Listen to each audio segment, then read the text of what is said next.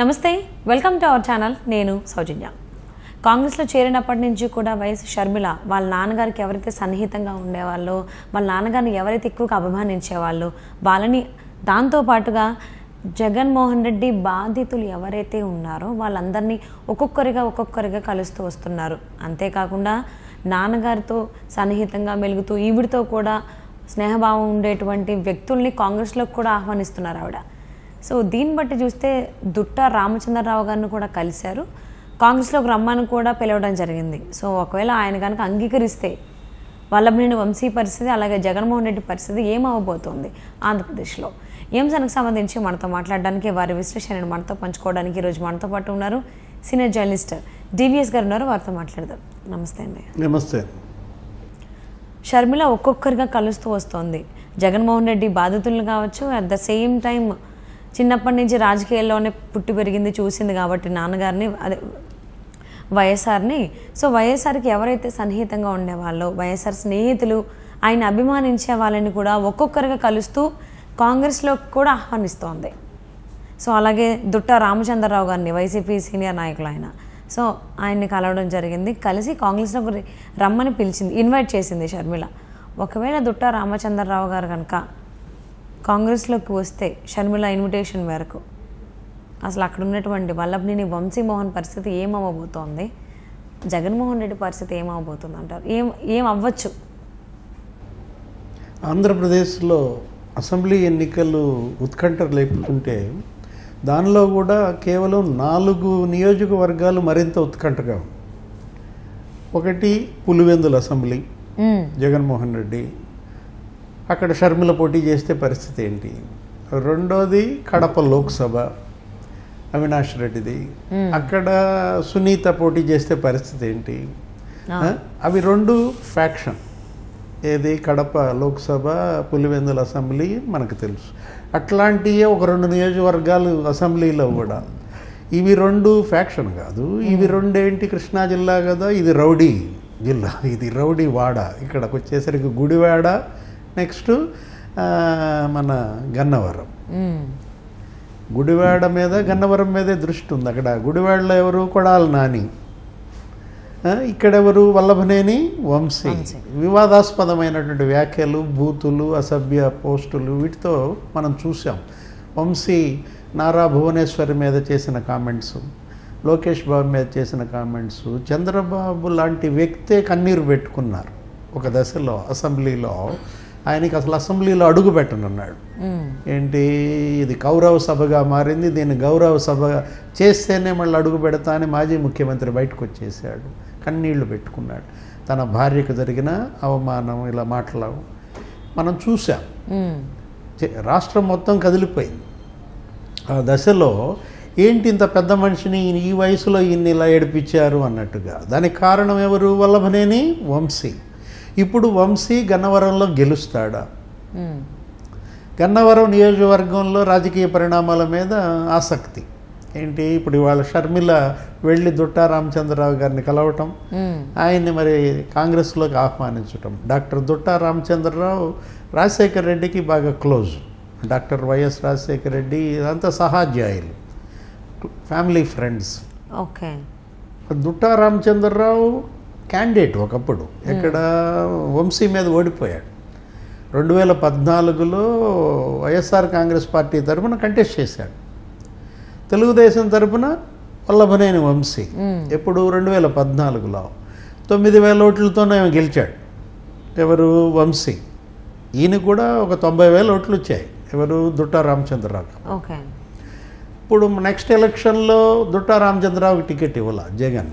ఏం చేశాడు? యార్లగడ్డ వెంకట్రావుకి ఇచ్చాడు. యార్లగడ్డ వెంకట్రావు మీద వంశీ 900 ఓట్లతోనే గెలిచాడు. వెరీ మైనర్, జస్ట్ బొటాబొటి గట్టెక్కాడు అన్నమాట. ఆ తర్వాత అసలు అతనే పార్టీ మారాడు, జగన్ వైపు వెళ్ళిపోయాడు. తెలుగుదేశం నుంచి బయటికి వెళ్ళిపోయి చంద్రబాబుని తిట్టాల్సిన తిట్లన్నీ తిట్టేసి ఇక జగన్ ఏది చెబితే అది అద్దె మైకుగా మారిన పరిస్థితుల్లో ఇవాళ మరి వంశీకి టికెట్ జగన్ ఇస్తాడా లేదా? మళ్ళా వంశీకే జగన్ కనుక టికెట్ ఇచ్చినట్లయితే అక్కడ అతను ఓడించడానికి వాళ్ళ గన్నవరం ప్రజలు బాగా కంగణం కట్టుకుని ఉన్నారు. యార్లగడ్డ వెంకట్రావు ఎటు వచ్చాడు, తెలుగుదేశంలో చేరాడు.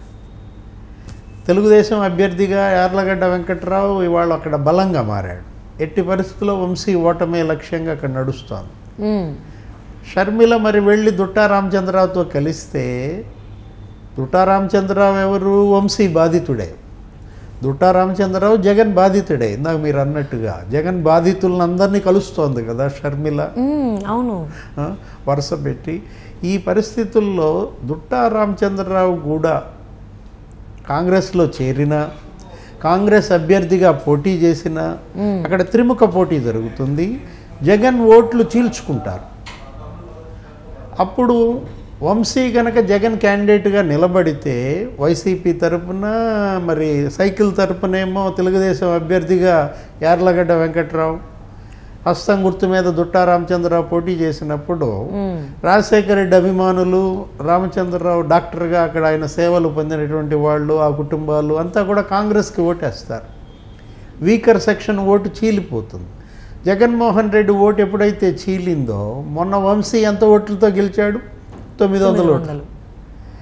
కాబట్టి ఎట్టి పరిస్థితుల్లో గన్ షాట్ అక్కడ తెలుగుదేశం క్లీన్ స్వీప్ చేసే అవకాశం ఉంది. అందుకని అసలు బహుశా జగన్మోహన్ రెడ్డే ఈసారి ఎత్తుగడ మార్చవచ్చు. ఇప్పుడు ఇవాళ షర్మిల వాళ్ళ ఇంటికి వెళ్ళింది కదా, మరి రాత్రికో రేపో దుట్టా రామచంద్రరావు గారికి పిలుపు వచ్చింది తాడేపల్లి రమ్మని. పిలుపు వచ్చినప్పుడు కౌన్సిలింగ్ జరుగుద్ది అనమాట. నాకు టికెట్ ఇస్తే ఉంటా లేకపోతే పోతాను అన్నాడు అనుకోండి. జగన్మోహన్ రెడ్డి ఏ ఆలోచన చేయొచ్చు, 2014లో దుట్టా రామచంద్రరావుకి ఇచ్చాడు కదా, మరి ఇంకోసారి మీకే నేను ఇస్తున్నాను టికెట్, మీరు షర్మిల వైపు వెళ్ళొద్దు అని దుట్టా రామచంద్రరావునే కనుక వైసీపీ అభ్యర్థిగా నిలబెడితే వంశీ పరిస్థితి వెలక్కాయే. పార్టీ నుంచి బయటికి రాలేడు, బయటకు వచ్చిన ఏ పార్టీలోనూ చేరలేడు, ఎవరు చేర్చుకోరు అతన్ని. ఇప్పుడు అది ఒకటి ధీమా జగన్మోహన్ రెడ్డికి, ఏంటి ఇతనిటూ పోలేడు, వాడుకున్నంత వాడుకున్నాం, పిండుకున్నంత పిండుకున్నాం, కాబట్టి ఓడే క్యాండిడేట్కి ఇంకేమిస్తాడు. అందుకని దుట్టా రామచంద్రరావుకే వైసీపీ టికెట్ ఇచ్చి షర్మిల వైపు వెళ్లకుండా ఆపే ప్రయత్నం కూడా చేయొచ్చు. సజ్జల, మరి జగన్మోహన్ రెడ్డి వీళ్ళందరూ కూడా ఏ విధమైనటువంటి చర్యలు ఈ రాత్రికి రేపు తీసుకుంటారో చూడాలి. గన్నవరంలో పరిణామాలు ఇంత ఆసక్తికరంగా మారుతోంది కారణం స్వయంకృతాపరాధమే. ఏది వంశీ చేతులారా చేసుకున్నదే అన్నమాట. అది తెలుగుదేశం కంచుకోట. గన్నవరానికి పుచ్చలపల్లి సుందరయ్య ప్రాతినిధ్యం వహించారు. ఎవరు, కమ్యూనిస్టు యోధుడు పుచ్చలపల్లి సుందరయ్య. అంటే ఆయన ఒక ఆదర్శం అందరికీ కూడా. ఆయన ఏంటి, పార్లమెంటుకి కూడా సైకిల్ మీద వెళ్ళేవాడు, అసెంబ్లీకి కూడా సైకిల్ మీద వెళ్ళేవాడు. ఆయన ఏదో మామూలు నిక్కర్ వేసుకుని వెళ్ళేవాడు మొదట్లో, తర్వాత పైజ్మా లాల్చి, సింప్లిసిటీకి మారు పేరు.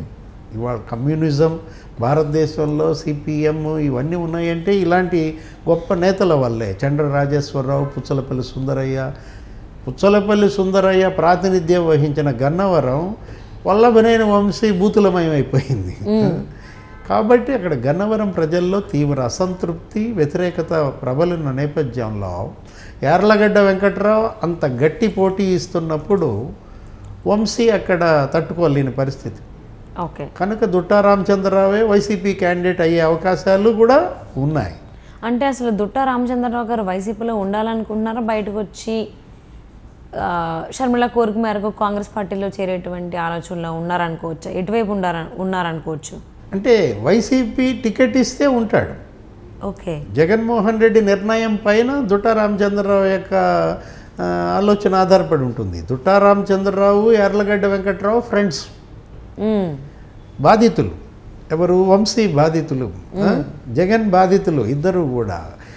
ఎట్టి పరిస్థితుల్లో వంశీని గెలిపించడానికి వీల్లేదు అని చెప్పి గతంలో కూడా చూసాం.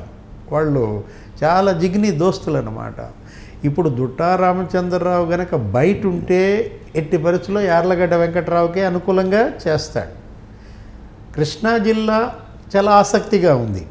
ఏంటి, జగన్మోహన్ రెడ్డి చేస్తున్నటువంటి మార్పులు చేర్పులు వల్ల నిన్న కూడా ఒక ఆయన కంటతడి పెట్టుకున్నాడు, మల్లాది విష్ణు. స్టేజ్ మీదే ఏడ్చేశాడు దగ్గర. విజయవాడ సెంట్రల్ సిట్టింగ్ ఎమ్మెల్యే అతనికి టికెట్ ఇవ్వకుండా మాజీ మంత్రి ఆ పక్క నియోజకవర్గం అతను తీసుకొచ్చి వెల్లంపల్లి శ్రీనివాసన్ ఇక్కడ పోటీ చేయించారు, ఇక్కడ ఇచ్చారు టికెట్.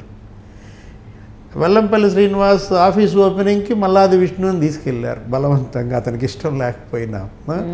స్టేజ్ మీద కూర్చోబెట్టి సజ్జలా ఆయన మరి నవ్వుకుంటుంటే ఇతనేమో కళ్ళంటే నీళ్లు పెట్టుకున్నాడు. అంటే ఎలా జరుగుతోందో ఏంటి, ఒకవైపేమో తీవ్రంగా వేధిస్తూ బెదిరిస్తూ బ్లాక్మెయిల్ చేస్తూ గొంతులు కోస్తూ తడిగుడ్డతో వాళ్ళ జీవితాలతో ఆడుకుంటానికి మల్లాది విష్ణు యొక్క ఉదంతమే ఉదాహరణ. కృష్ణా జిల్లా మొత్తం ఇవే పరిణామాలు మనకు కనపడుతున్నాయి. ఇక్కడ చూసినా కూడా ఈ మార్పులు చేర్పుల వల్ల ఏదో అంటారు చూసావా, నందిని చేయకపోతే ఇంకోటి ఏదో అయిందంటారు. జగన్మోహన్ రెడ్డి వీళ్ళందరినీ నందులు చేద్దాం అనుకుంటే అవి కాస్త రెండోది అయిపోతున్నాయి.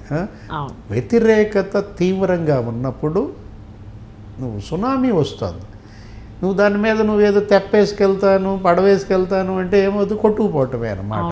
అందులోనూ వైసీపీ ఇప్పుడు మునిగిపోయేటువంటి పడవ అని చెప్పేసి అందరూ భావిస్తున్నట్టుగా కూడా వార్తలు వస్తున్నాయి.